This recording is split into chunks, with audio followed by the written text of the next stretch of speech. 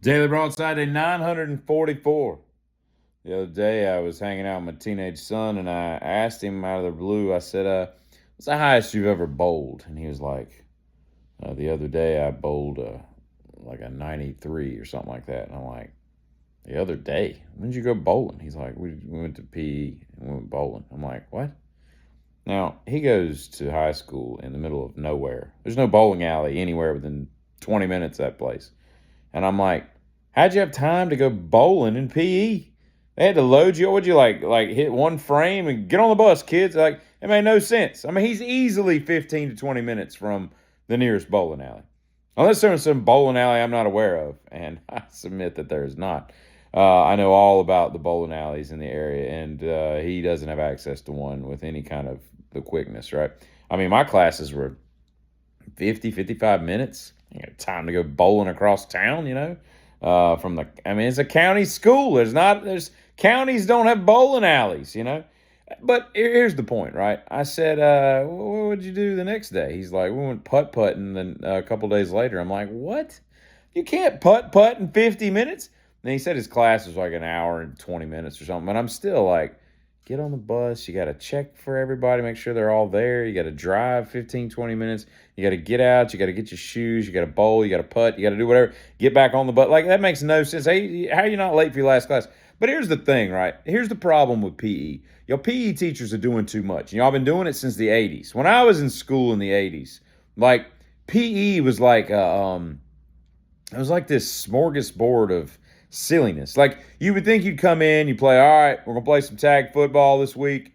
Next week, we're going to do basketball. Week after that, we're going to do baseball. Then we're going to do some volleyball. And, then, and you would have like long stints of it. But we would do stuff like you'd play basketball and you come in the next day, like, we're going to play some more basketball. And you come out like, no, we're playing Foursquare. You're like, what? What's Foursquare? What's that? You're like, it's we painted some squares on the blacktop out here. I'm like, our basketball court? What's that for? And it's like, why is it covering up the 3-point line?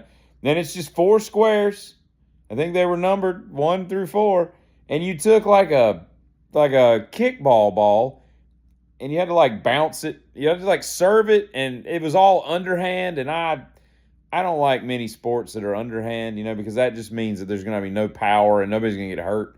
So it's kind of a weak game if you ask me. But and then you like bounce it into the other square and you get people. I don't remember what it was, but it's really dumb. And Wikipedia, I looked it up this evening. Out of curiosity, came out in the 50s, 1950s there. But they call Foursquare a global sport. That means that all across this grand globe of ours, people since Pangea have been playing this ridiculous sport. That's really sad. But we'd do that. We'd come in and be like, what? We're doing a Foursquare? What the hell's Foursquare? And they explain Foursquare, and then we'd hate Foursquare. And the next day, we're like, I wonder if we're playing Foursquare. We come in, and they were like, we're not, we playing football today? Basketball? Any of the American sports that we all know of? Like, nope, we're playing with the parachute. And you're like, well, what? And you're like, y'all have a parachute?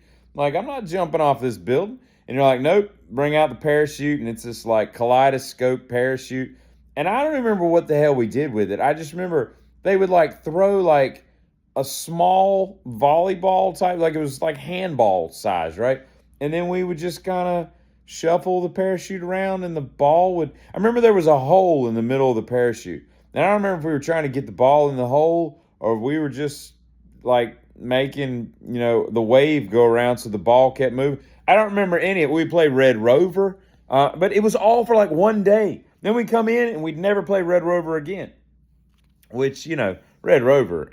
Red Rover is really, if I think about it, it's really just like, let's pick on the weak kids. Like, if you want to know where you stand in like the hierarchy of weakness, go play Red Rover with your friends. Because when they start heading for your arms, they're going to be like, these bastards think I'm the weak link here. Like literally the weak link. You don't go for like the bigger kids, and all that, because they're going to like clothesline you like Nikita Koloff in 86. But here's the thing, right? I remember like being really pissed off one time. We went to the YMCA, which was not far from my school. It was a quick 4-minute ride. We go to the YMCA, and racquetball was all the rage. And in the racquetball arena, the cage, the court, whatever you want to call it, they had set up a volleyball net. And I'm like, what are we doing in here? And they played what they called volleyball. All right.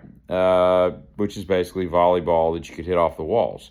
Now, I've always wondered why, like, men don't play volleyball, because volleyball is a really fun sport. I never understood why that was not a male dominated sport in high school. Like, only women could play, that.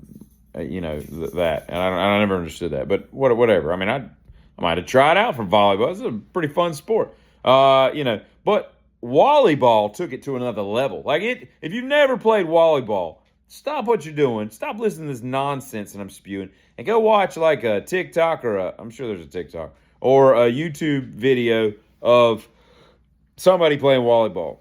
I don't remember all the rules. I just remember going, this is the greatest game that's ever been created. And I love racquetball to this day. That's really fun, and volleyball is fun. Why wouldn't you marry the two? But then we come back, and I'm like, man, I am going to tear up the volleyball court today. Never played volleyball again.